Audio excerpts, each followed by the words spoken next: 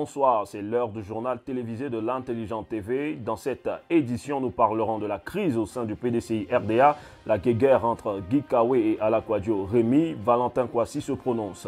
Aussi au PDCI RDA, Sanogo Lassina remobilise les militants de l'extérieur. Toujours au PDCI RDA, nous avons réalisé un micro-trottoir sur le thème « Jean-Louis Billon serait-il en désobéissance ouverte vis-à-vis du PDCI RDA ?»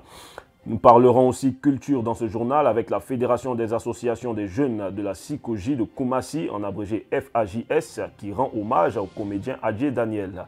Nous fermerons ce journal avec le tirage au sort de la CAN 2021 au Cameroun. Depuis quelques mois, le plus vieux parti politique ivoirien, le PDCI RDA, traverse une série de tumultes internes. Certains journaux annoncent qu'il existerait une guéguerre entre le secrétaire exécutif du PDCI, Maurice Kikawe, et Alakwadio Rémy, président du comité politique du dit parti. Valentin Kwasi, président de la JPDCI urbaine, joint par téléphone, nous donne plus d'éclaircissements à ce sujet. De ce lundi 23 août 2021, le quotidien Le Matin a affirmé que plus rien ne va au sein du PDCI RDA. Selon le confrère, il existerait une guéguerre autour du président du parti Vert Blanc, Henri Konan Bédié, entre Maurice Kakou-Gikawe, secrétaire exécutif en chef, et Alakwadio Rémy, président du comité politique du PDCI, organe mis en place en avril 2021. Gikawe et Alakwadio se détestent à mort, a même titré le journal à sa une, rapportant les propos sous couvert d'anonymat d'un membre du cabinet politique de Sphinx de Daoukro. Selon Valentin Kwasi, président de la JPDCI urbaine que nous avons joint pour savoir ce qu'il en est, tout va bien dans le parti créé par Feu Félix Houphouët-Boigny. Je n'ai pas connaissance d'une certaine crise qui existerait entre... Voilà.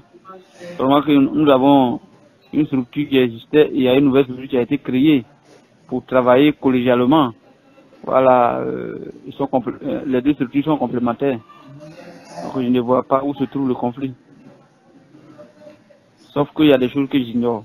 Par ailleurs, ce leader de jeunesse du PDCI s'est prononcé sur les dernières sorties de Jean-Louis Billon, secrétaire exécutif en charge de l'information, de la communication et de la propagande du PDCI, notamment sur ses propos faisant état de ce qu'en 2025, le parti reviendra au pouvoir avec une nouvelle génération. La jeunesse ne s'est pas encore prononcée sur cette question. Nous restons toujours avec le PDCI qui remobilise ses troupes à l'étranger à travers Sanogo Lassina, membre du bureau politique qui a effectué une mission en France du 16 août au 22 août 2021. En mission en France du 16 août 2021 au 22 août 2021, Sanogo Lassina, membre du bureau politique du PDCI, a eu des échanges avec des militants du parti au nom du président Bédié et du secrétaire exécutif Maurice Kakou-Gikawe. Il s'est agi pour Sanogo Lassina de remobiliser les militants de l'extérieur. À l'occasion d'une des rencontres à la veille de son retour en Côte d'Ivoire, Yao Basile et des militants du PDCI de la région parisienne se sont exprimés. Ils ont exprimé leur soutien au président Bédié.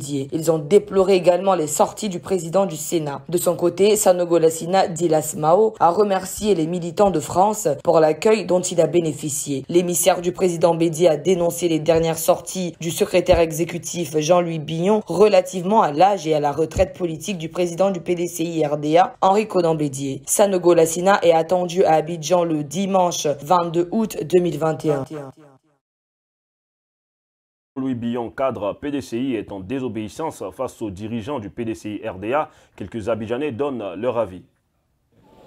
Jean-Louis Billon ne voit qu'un PDCI plus fort avec les jeunes, avec une nouvelle génération.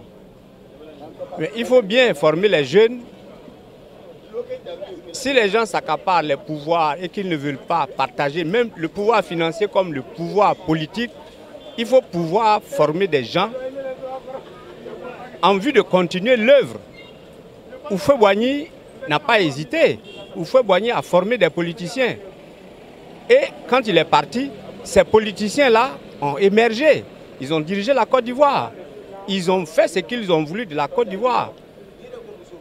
Mais aujourd'hui, que tous les Ivoiriens aient l'attention captée seulement sur Bédié, mais non, il faut bien que Bédié parte à la retraite pour que la nouvelle génération montre ce qu'elle sait faire. C'est une bonne initiative d'abord, parce que aujourd'hui on peut dire que la jeunesse représente l'avenir du pays. Voilà. Donc en quelque sorte, il ne faudrait pas mettre la jeunesse à l'écart de tout ce qu'on fait concernant la politique. Voilà. Parce que la jeunesse aussi a ses idées. On doit toujours préparer l'après-leader. Le leader, il ne peut pas rester éternel, puisque lui-même, il ne va pas vivre éternellement. Il faut toujours préparer l'après-leader.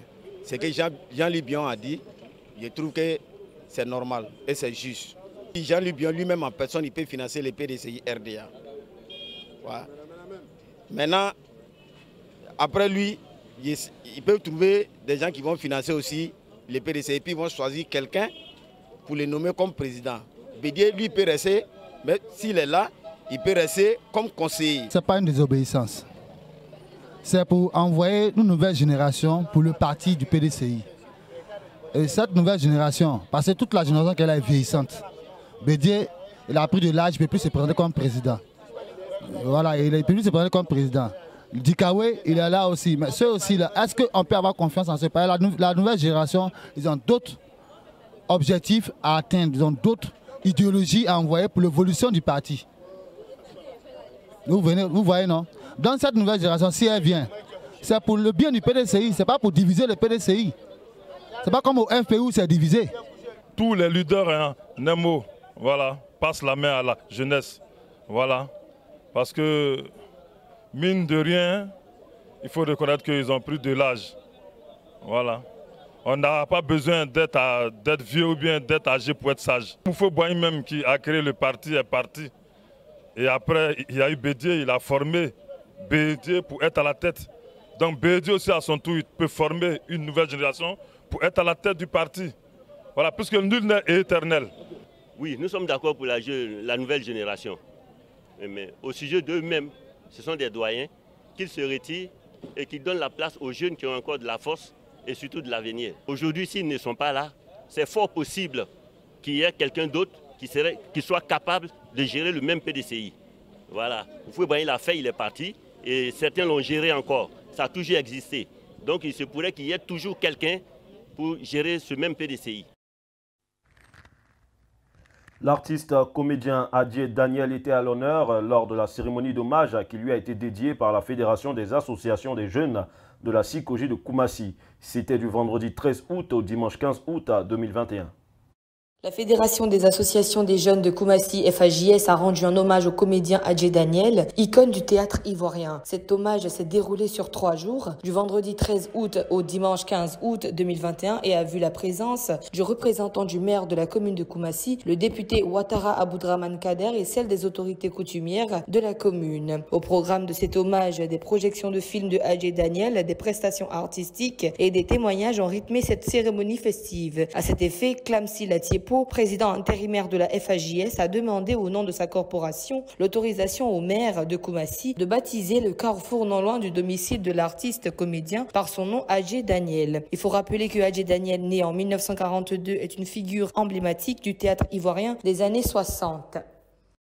La Coupe d'Afrique des Nations 2021 qui aura lieu au Cameroun a vu la délégation ivoirienne du COCAN 2023 participer à la cérémonie de tirage au sort de la CAN 2021. Cette délégation conduite par Moumouni Silla, directeur exécutif, s'est imprégnée des réalités du terrain en vue de l'organisation de la CAN 2023 en terre ivoirienne. Élément de Ange Kouadio.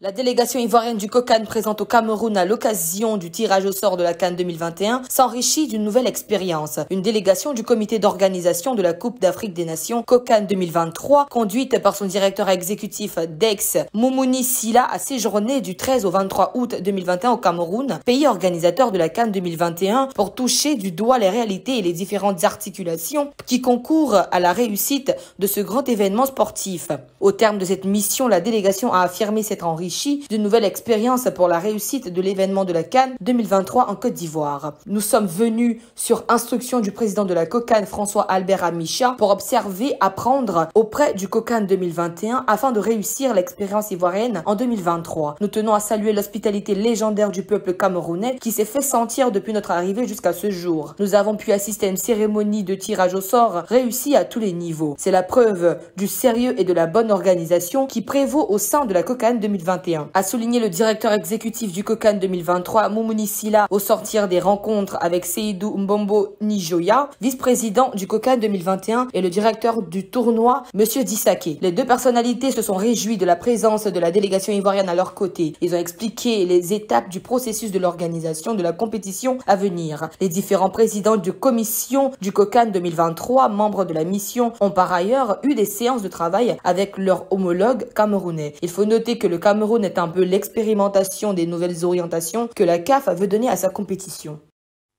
Mesdames et messieurs, c'est ici que nous fermons ce journal dans l'espoir de nous retrouver demain mardi 24 août 2021 pour plus d'informations. Restez connectés sur l'ensemble de nos espaces de diffusion. Bonne fin de soirée, au revoir.